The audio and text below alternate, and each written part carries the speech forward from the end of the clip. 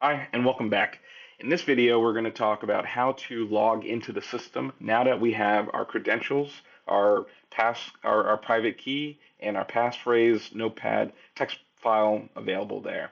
So again, in the last video, I showed how to extract these and what they are. Now we're going to use them again in a Windows environment. I suggest downloading MOBA Xterm, and if you just do a Google search on MOBA Xterm, or you go to the address that you see down here in the bottom below, you see https://mobatech.mobatech.net, and you'll be using this to download something that we have here called MOBA Xterm, which is just a terminal environment application that you can use in a Windows environment.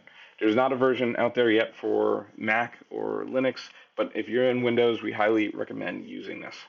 So to get started, go ahead and once you launch MOBA Xterm, you'll see user sessions or sessions up here. I'm going to just right click user sessions and I'm going to create a new session.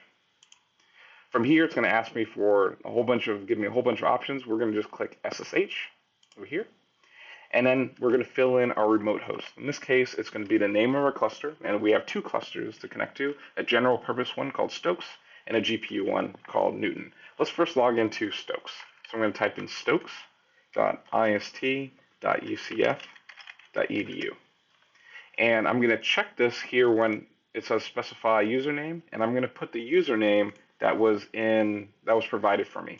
In this case, it's all of this. I'm going to just copy this. So dartru.student20. I'm going to paste this in here, get rid of that default, paste it in there, and I'm going to go down here where it says advanced SSH settings. Below here, you'll see use private key. Let's go ahead and specify the private key that we'll be using to log in. I'm going to click this, and I'm going to search for the private key that I'm using. I know mine was on my downloads in a folder here, and then we extracted my credentials from the zip into this folder, so it's extracted, and I'm going to look for that file that does not have an extension. In this case, ID_RSA. And click this, and I'm going to open it.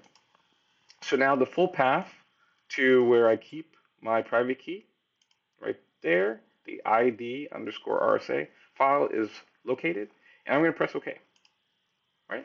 Then it's going to, if everything is successful and you're logged into somewhere, either the UCF Wi-Fi or UCF VPN, or you're plugged into an Ethernet jack at UCF, you should be able to access our cluster.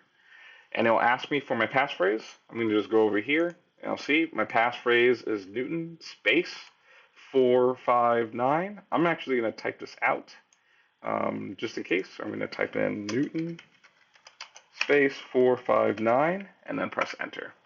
Because I have provided my credentials, my private key, and now my passphrase, I was able to successfully log into the ARC.